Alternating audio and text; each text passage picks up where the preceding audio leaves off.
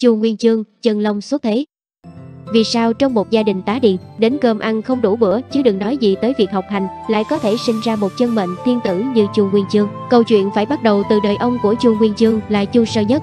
Chuyện kể rằng, tại mảnh đất đầu tiên mà Chu Sơ Nhất canh tác ở Tứ Châu có một cái gò.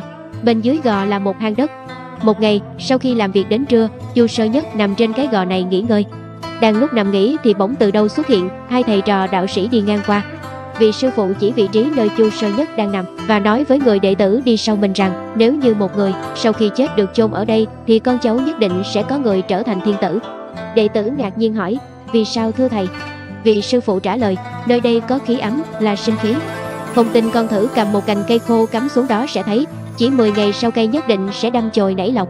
Đây chính là Long Huyệt, một nơi có địa thế phong thủy rất đẹp. Chu Sơ Nhất nằm nghỉ ngay cạnh chiếc gò kia, nghe rõ từng câu từng chữ của vị đạo sĩ, cảm thấy bán tín bán nghi.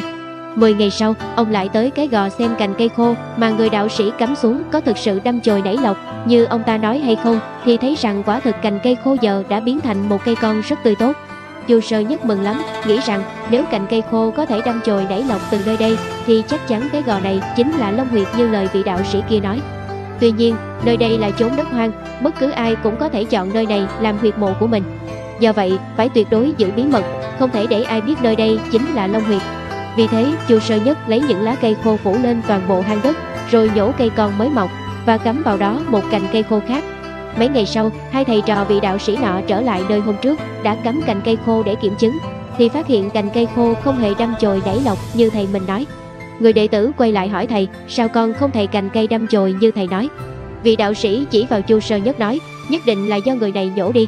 Lúc này, Chu Sơ Nhất chỉ đành thừa nhận rằng chính mình nhổ cây đi vì không muốn ai biết đây là Long Huyệt.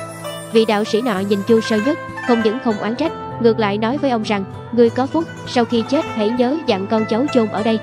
Gia đình người sau này chắc chắn sẽ có người trở thành thiên tử.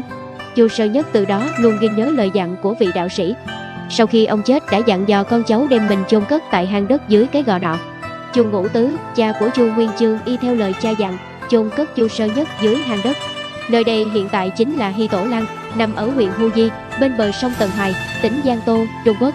Sau khi Chu Sơ Nhất chết được nửa năm, vợ của Chu Ngũ Tứ là Trần Thị mang thai. 10 tháng sau sinh ra một đứa con trai. Đứa con đó chính là Chu Trọng Bác, Chu Nguyên Chương. Câu chuyện Chu Nguyên Chương ra đời cũng được lưu truyền với rất nhiều truyền thuyết khác nhau. Chuyện kể rằng vào 18 tháng 10 năm Thiên Lịch thứ nhất, tức năm 1328, Trần Thị, mẹ của Chu Nguyên Chương đang ngồi trên bờ ruộng lúa mạch thì có một đạo sĩ từ phía tây đi tới. Vị đạo sĩ này có bộ râu dài, bạc trắng như cước, người mặc bộ quần áo màu đỏ, tay cầm gậy trúc. Khi đi đến ruộng lúa mạch, vị đạo sĩ này cũng ngồi xuống nghỉ ngơi.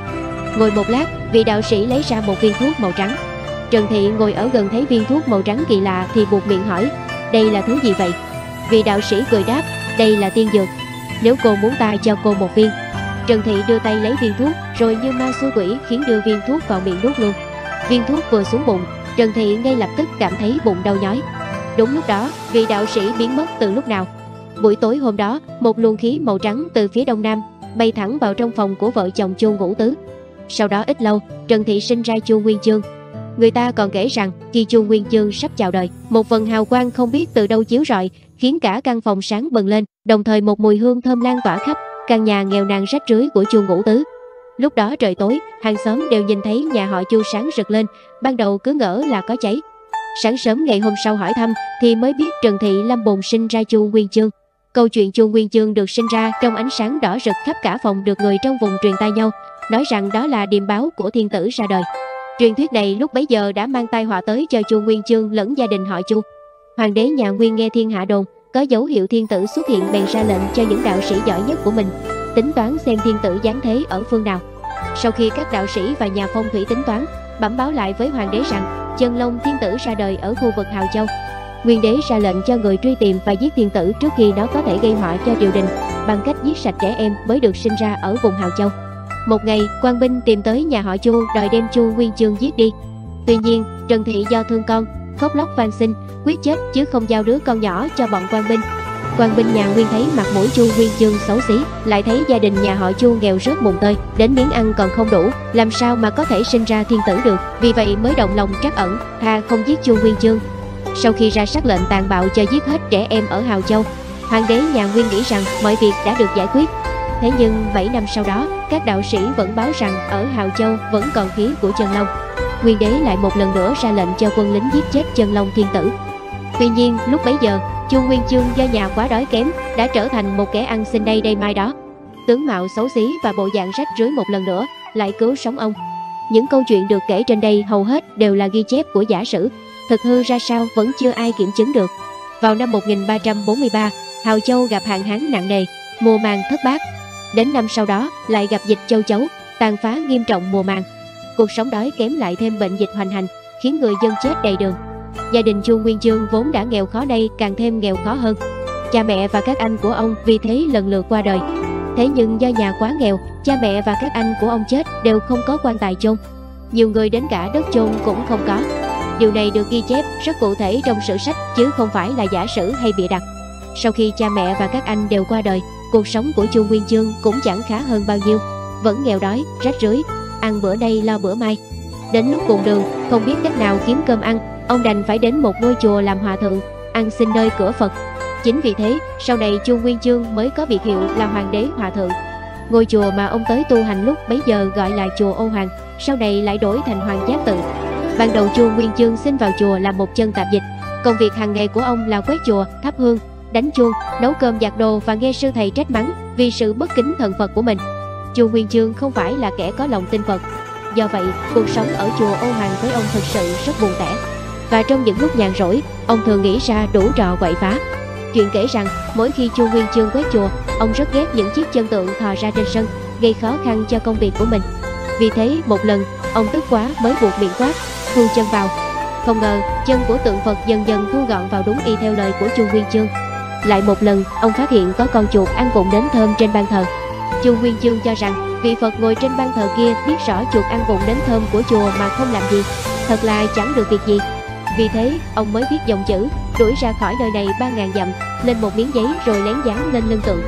Kết quả là, đêm hôm đó, tất cả các hòa thượng trong chùa, từ sư trụ trì cho tới các hòa thượng đều mơ thấy vị Phật nọ đến từ biệt họ. Trong mơ, vị Phật này nói với họ rằng, ông chủ trên dương gian ra lệnh đuổi ông ta ra khỏi chùa, đầy tới nơi cách xa 3.000 dặm. Ngày hôm sau, mọi người phát hiện ra miếng giấy có hàng chữ của Chu Nguyên Chương, mới tìm đến ông để hỏi chuyện. Chu Nguyên Chương nghe xong chuyện nói, đó là ta đùa với ông ta thôi. Vậy bây giờ miễn tội cho ông ta, không phải đi đầy nữa. Kết quả là tối hôm đó, mọi người lại mơ thấy vị Phật nọ tìm tới và nói rằng, ông ta không phải đi nữa rồi, cảm ơn mọi người đã nói giúp mình. Vào tháng Giêng năm 1368, Chu Nguyên Chương xưng đế, khai quốc vương triều nhà Minh. Cùng năm đó, ông công phá Đại Đô, Bắc Kinh. Ách thống trị của nhà Nguyên, từng bước thực hiện thống nhất thiên hạ.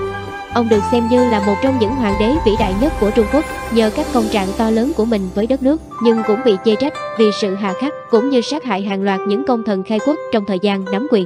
Về sự tàn bạo của Chu Nguyên Chương đối với công thần và phi tần, mời các bạn đón xem trong những video sau của Góc Khám Phá. Cảm ơn vì đã theo dõi. Nhớ like và chia sẻ để ủng hộ kênh nhé.